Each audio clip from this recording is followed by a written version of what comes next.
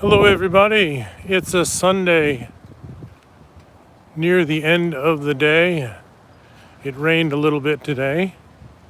And here I am walking on the campus of Rollins College. It's one of the beautiful places in Central Florida. It's not even a park, it's a college. It's a quiet place to think.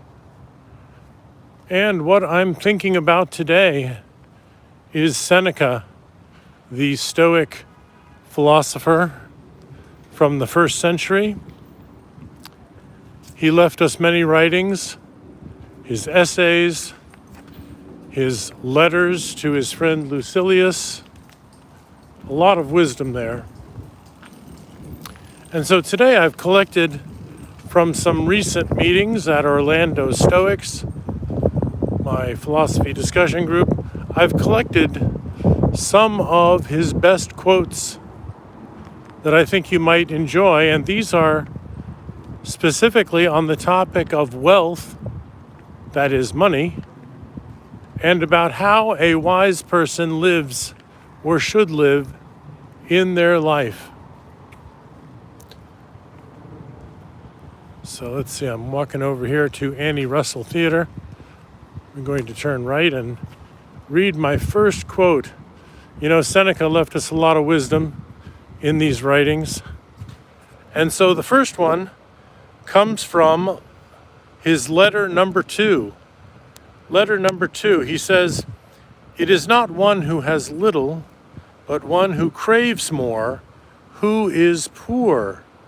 What does it matter how much you have laid up in your safe or in your warehouse?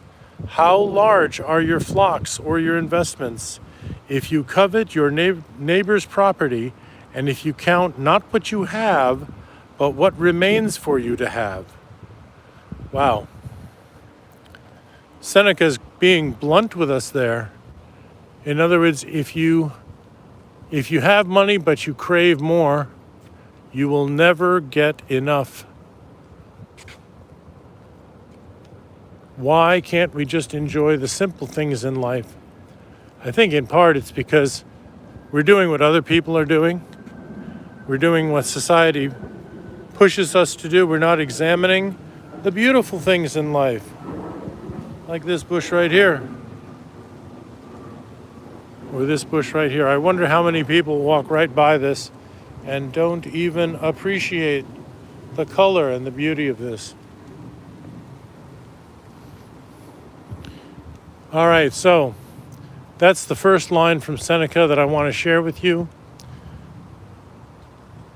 The next line is also from his writings of Seneca. It's an essay called "The Happy Life."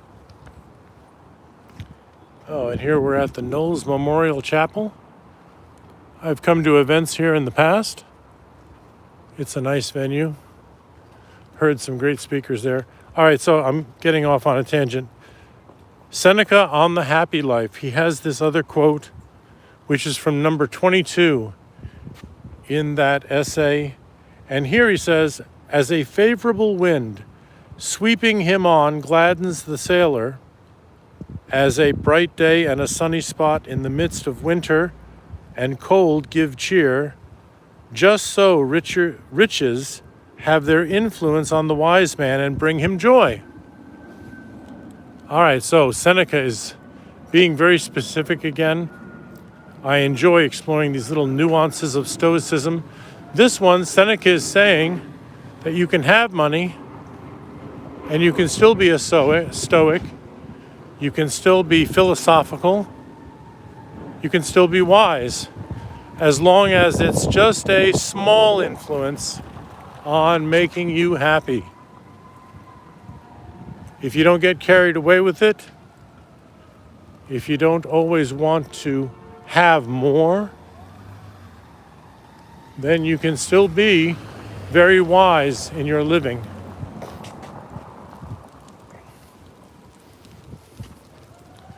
All right, so I'm going to stop here for a moment and read you the third line that I've got for you. This is in Seneca's letters number 124. That's right near the end.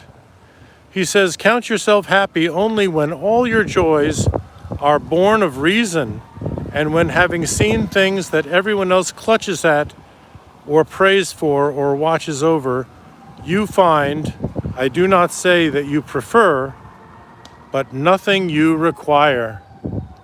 Wow, that's the part about less attachment. This is similar to the concept that Buddhists talk about very often. That your life will be less turbulent if you do not clutch for things, if you do not depend on those things.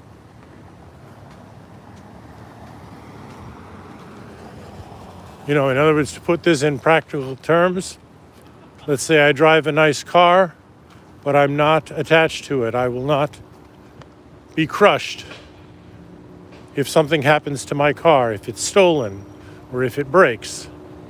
Or let's say I have an amazing group of friends, but one of them moves away. I will not be crushed. I will still go on with my life, not emotionless, as a Stoic sometimes is believed to be. Maybe there'll be a little bit of emotion there, but again, I will not be crushed.